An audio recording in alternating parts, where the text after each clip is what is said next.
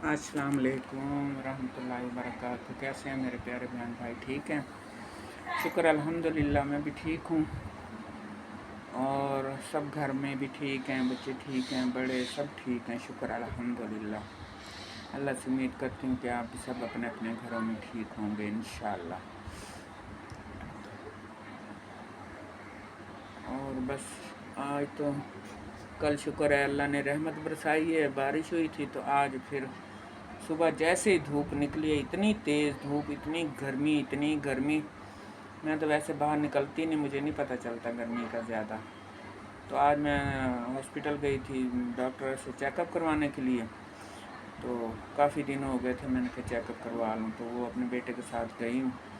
तो आगे से डॉक्टर भी नहीं था, तो इसको मैंने कहा था, मैंने क्या बोलो ज़रा ठहर जाओ, मैं देख के आती हूँ। अगर कमरे में बैठे हैं तो फिर तुम चले जाना, अगर नहीं हो तो फिर मुझे वापस ही ले जाना, वहाँ छोड़ देना। फिर वो इधर एक मेरी बहन बनी हुई, उसके घर गई हूँ, बस वहाँ भी ऐसे 5-10 मिनट ही बैठी हूँ, फिर वापस आ गई हूँ, क्योंकि गर्मी बहुत ज़्यादा हो जाती है। तो गर्मी अब बर्दाश्त नहीं होती, तबीयत जो है ना ख़राब रहती है ना, तो इस वजह से। और सुनाएं, सब ठीक हैं, शुक्र अल्हम्दुलिल्लाह। बस उसकी रहमतें हैं, उसकी बरकतें हैं, उनकी जो भी कहें करम नवाजियाँ हैं, शुक्र अल्हम्दुलिल्लाह। हम तो किसी काबिल नहीं हैं, ये उनकी रहमतें ही हैं जो हम इस दुनिया में फिर रहे हैं, जी रहे हैं, और सब दुनिया के धंधे जो है ना चल रहे हैं, ये उसकी रहमतें हैं, वरना हालत कुछ नहीं है। यही हमारे मुल्क के हालात ही देख लो कैसे हैं, कुछ समझ नहीं आती क्या हो रहा है क्या नहीं हो रहा। गरीब जो है ना वो गरीब तर होता जा रहा है, और अमीर अमीर तर होता जा रहा है।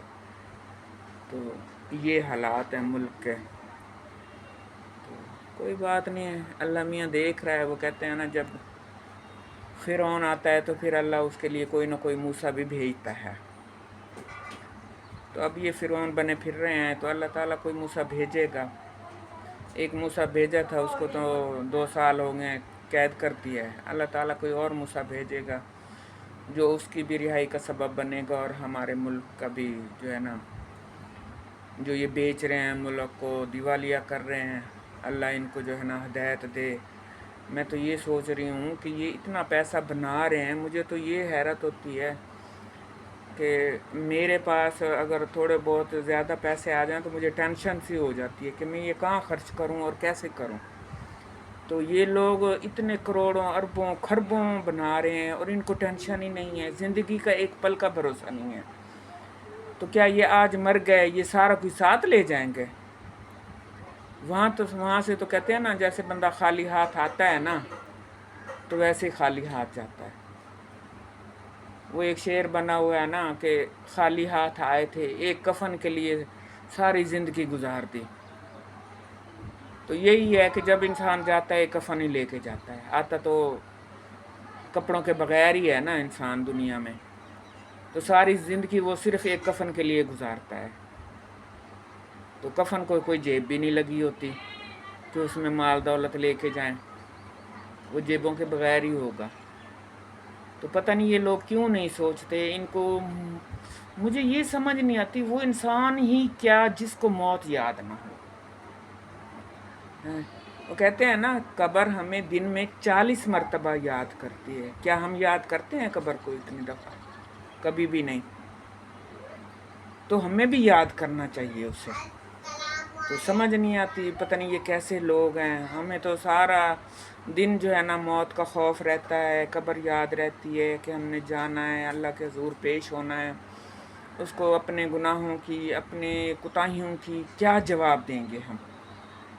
ये टेंशन ही लगी रहती है, सारा दिन इसी टेंशन में गुजरता है। भले बोल के ना किसी को बताएं, लेकिन जहन में यही टेंशन चलती रहती है। तो ये पता नहीं कैसे इंसान है, अल्लाह ताला ने इनको कैसा बनाया है, जिनको कोई खौफ ही नहीं है, कोई मौत याद ही नहीं है बिल्कुल। खौफ तो दूर रह गया ना, याद ही नहीं है बिल्कुल। अगर याद भी होती ना तो ये कभी इतनी वो ना करते, और ये गरीबों का हक ना खाते, इतनी करप्शन ना करते, बाहर जायदादें ना बनाते, बाहर पैसा ना लूट के लेके जाते, अपने मुल्क को ऐसे ना बेचते कभी भी। تو مجھے تو بس یہی کہہ سکتے ہیں کہ اللہ تعالیٰ ان کو ہدایت دے، کیونکہ اور کچھ کر نہیں سکتے نا ہم،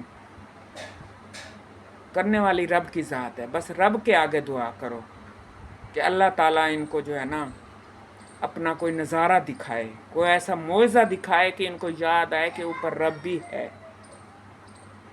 آپ اپنے آپ کو خدا سمجھ رہے ہو، نعوذ باللہ، تو آپ خدا نہیں ہو.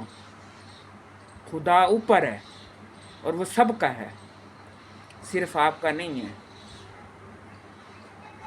تو اللہ تعالیٰ کوئی ایسا نظارہ ان کو دکھائے کہ ان کو محسوس ہو کہ واقعہ اللہ تعالیٰ ہے دنیا میں. کیونکہ یہ بھولے بیٹھے ہیں نا، یہ کفر کے اس میں آ گئے ہیں. اب ہیں تو ہمارے پیارے نبی آقا محمد مصطفیٰ صلی اللہ علیہ وآلہ وسلم کی امت ہے نا، لیکن یہ بھولے بیٹھے ہیں اپنے نبی کو اور اپنے خدا کو. تو اللہ تعالیٰ کوئی ایسا معجزہ دکھائے کہ اس کو جو ہے نا ان کو یاد کروائے کہ میں ہوں دنیا میں ابھی. وہ کہتے ہیں نا ظالم کی رسی ہمیشہ دراز ہوتی ہے، لیکن جب میرا رب کھینچتا ہے نا پھر کچھ نہیں بچتا. تو ان کی بھی ابھی فی الحال رسی جیسے کہتے ہیں نا بس اللہ تعالیٰ نے دراز کی ہوئی ہے. یہ پتہ نہیں کہ کب کھینچے، لیکن کھینچنی ضرور ہے. یہ آپ بھی دیکھو گے اور میں بھی دیکھوں گی، یہ پتہ نہیں کب کھینچے اللہ تعالیٰ. یہ اس کی مرضی ہے، ہماری نہیں ہے. بس کیا کریں، کچھ بھی نہیں کر سکتے. غریب بیچارے تڑپ رہے ہیں، ہے نا.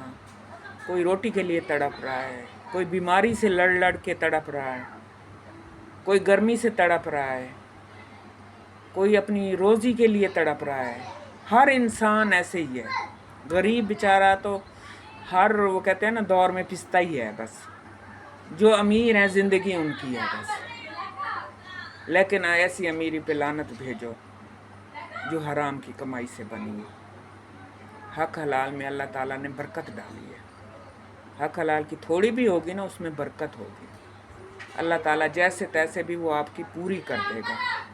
اور حرام کا پیسہ جو ہے نا وہ جیسے آتا ہے نا وہ ویسے ہی چلا جاتا ہے. وہ بلکہ آپ کی جو حق حلال کی کمائی ہوتی ہے نا اس کو بھی ساتھ ہی لے جاتا ہے. جیسے کہتے ہیں نا سود لینا اور دینا دونوں حرام ہے.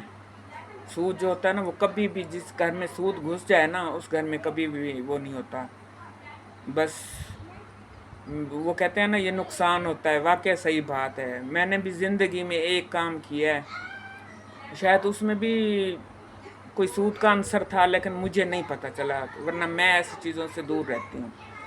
کیونکہ میں جو بات دوسروں سے کہتی ہوں نا خود اس پہ پہلے عمل کرتی ہوں. تو پتہ نہیں اس میں کوئی سود کا عنصر تھا یا کیا تھا جو میں اپنا نقصان کر کے بیٹھ گئی. لیکن اب توبہ کر لی ہے. اب کبھی بھی کسی بھی چاہے کوئی جو کچھ مرضی کا ہے کہتا رہے، میں کبھی ایسے معاملے میں نہیں آؤں گی. اب بس میرا جو نقصان ہونا تھا وہ ہو گیا نا، بس اللہ پوری کرے گا کہیں نہ کہیں سے. لیکن مجھے نہیں پتا تھا اس میں بھی سود کا عنصر ہوگا. اسی وجہ سے میں نے تو وہ کہتے ہیں نا جیسے بندہ پیسہ جوڑتا ہے ویسے ہی جوڑا ہوا تھا. تو کچھ ادھار پکڑا ہوا تھا، کچھ کوئی 5-7 ہی اپنا تھا، باقی ادھار ہی پکڑا ہوا تھا. یہی سوچا تھا آئیں گے تو دے دوں گی، لیکن نہیں. اچھا اللہ معاف کرے. اگر اس میں سود کا عنصر تھا تو میں اللہ سے توبہ کرتی ہوں، اللہ مجھے معاف کرے. کیونکہ میں ایسے کاموں میں کبھی بھی نہیں آئی آج تک بھی جس میں ایسی چیز کا عنصر ہو اور خطرے کا جو ہے نا وہ یعنی کہ نقصان کا خطرہ ہو. بس وہی نقصان ہو گیا. اب اللہ معاف کرے. بس اب تو توبہ کر لی ہے نا. اور سناؤ، آپ سناؤ، ٹھیک ہو؟ چلو یہی باتیں کرتے کرتے ٹائم بھی پورا ہو گیا. تو آج ذرا حکمرانوں کی تھوڑی سی کلاس لگ گئی ہے. بس کلاس کیا لگنی ہے، ان کو کوئی فرق نہیں پڑتا. ان کو تو وہ کہتے ہیں نا جلسے جلوسوں میں جوتے اٹھا کے ان کے منہ پہ مارتے ہیں تب بھی ان کو غیرت نہیں آتی. غیرت تو انہوں نے بالکل بیچ ہی کھائی ہے. صرف پیسہ ہی ان کا دین، پیسہ ہی ان کا ایمان ہے اور پیسہ ہی ان کی غیرت ہے. تو میری یہ تھوڑی سی بات ان کو کیا لگے گی؟ کچھ بھی نہیں. یہ تو وہ کہتے ہیں نا آٹے میں نمک کے برابر بھی کچھ نہیں ہے میری جو باتیں تھیں. ٹھیک ہے پھر ہم اسی کے ساتھ اللہ آپ کو خوش رکھے، اپنے گھروں میں آباد رکھے، اور مجھے اجازت دیں۔ اللہ حافظ۔